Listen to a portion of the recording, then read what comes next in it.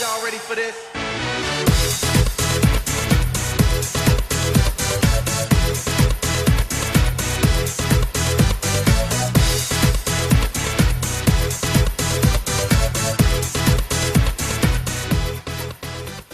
What's up, everybody? Today we're going to be reviewing the 1996 comedy Space Jam.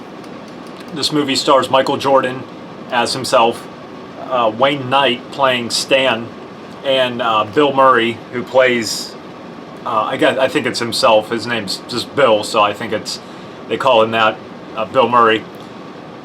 And then the Looney Tunes cast, which is pretty much all the well-known characters of the Looney Tunes, which I'll talk about in a minute. So basically, this movie kind of shows an alternate timeline to when Michael Jordan retired from the NBA in 1993 and his return in 1995, which really happened in real life, and this kind of just is like a what-if story in a sense. So basically, Michael retires from the NBA in 1993, and he decides to that he doesn't want to play basketball anymore. He wants to take up baseball because that was his father's. That's what his father was really into, and he wanted to kind of do this as a tribute to his father. So while he's worried about retiring and joining baseball, it cuts up to outer space, where you have this amusement park called Moron Mountain, and it takes place on this weird planet. And then you have the man who runs it, Mr. Swackhammer, and he's voiced by Danny DeVito. He's like this evil alien leader of this amusement park, and he finds out that, you know, the park isn't doing as well as it should be, and they need a new attraction to bring people in. So he finds out through his minions, these little aliens, there's 5 of them, I believe, they're called Nerdlucks. They're kind of like his helpers or his minions. They turn on the TV and they see the Looney Tunes, and they're like, well, why don't we get them? You know, if we get the Looney Tunes, that's going to bring in more people to this park. And Mr. Swackhammer says, okay, yeah, I agree with that. I'm going to send you there, and you have to capture the Looney Tunes and bring them back to me. So he sends the Nerdlucks to Earth to get the Looney Tunes. So now, okay, at this time, Michael is playing baseball. He's not really that good, and he's assigned a publicist who's played by Wayne Knight, who, if you don't know him, he's Newman from Seinfeld. He's assigned to Michael Jordan to help him with his career, make the transition a little more smoother. So as he's dealing with that, the Nerdlucks go into the Looney Tunes world and basically they run into Bugs Bunny because he's the leader. And the Nerdlucks say, okay, we need to take you back to our planet, and we're going to take you all slaves, and you're going to work for us for the rest of your lives. So Bugs Bunny says, well, you know, as slaves, or as our last request, you should grant us a chance to win our freedom. And they say, okay, what do you guys want to do? And Bugs Bunny talks with the rest of the Looney Tunes, and they say, okay, well, these Nerdlucks are really short. They have short arms. They're like this tall. They're like, what can we do? And they're like, oh, I know, let's have a basketball game. So Bugs Bunny and the gang tell the Nerdlucks, okay, if we beat you in a game of basketball, we get our freedom. But if you win, we'll agree to go with you back to Moron Mountain and be your slaves. So they agree. And the Nerdlucks know, okay, they're not going to be able to win this fair because they're this little, and the rest of the Looney Tunes are, larger than them. So basically, the Nerdlucks end up stealing all the talent from these 5 NBA players. I forget their names. I know Charles Barkley and I can't remember the other ones.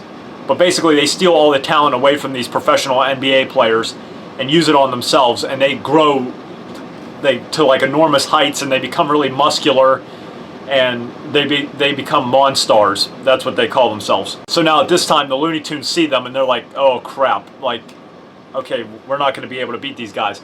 So the Looney Tunes end up capturing Michael Jordan, sending him into the Looney Tunes world, and asking them, can you play on our team and help us win, because we're going to be slaves if we lose. And Michael Jordan's like, okay, yeah, I'll agree to help you.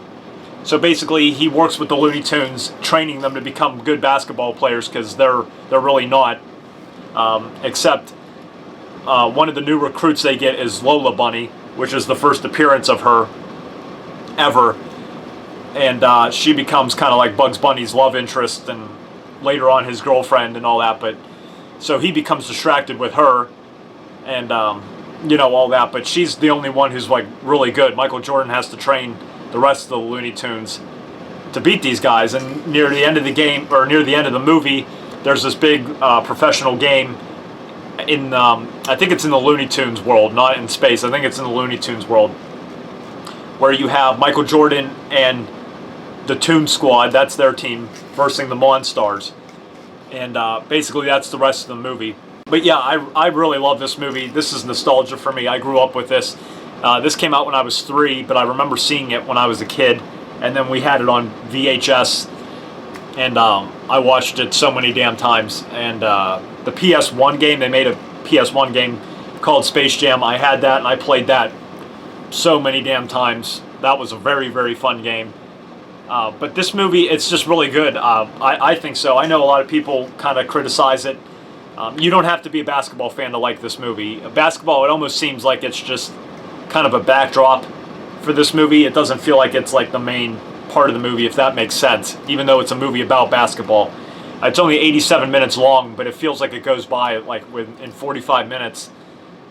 You know, Michael Jordan's pretty good in it. Bill Murray's hilarious in this movie. It's just some of the lines he says are so ridiculous. Wayne Knight playing Stan, he's funny. Of course, the reason I like this is the Looney Tunes. I'm a big Looney Tunes fan, and you got all the main Looney Tunes in here. You got Bugs Bunny, Daffy Duck, Lola Bunny, Tasmanian Devil, Sylvester, the Roadrunner, Wile E. Coyote, Foghorn Leghorn, Pepe Le Pew, Yosemite Sam, Tweety. I think I'm missing a few, but those are like the main ones. I know there's a lot more. Lisa the Witch, Granny. There's just all the main people that you'd expect from the Looney Tunes are in here, and they're all very good. They're funny as always. The voice actors are very good in this.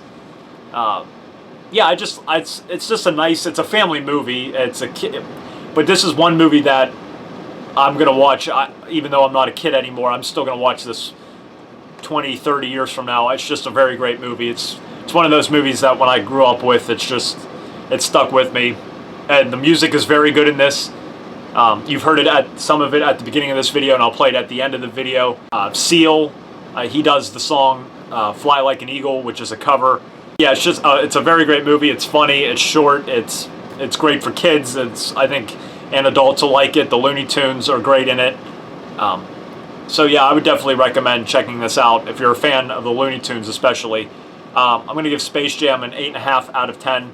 I really enjoyed it, and I'm glad I rebought it on Blu-ray, or upgraded it to Blu-ray, and I'm glad that I have it in my collection.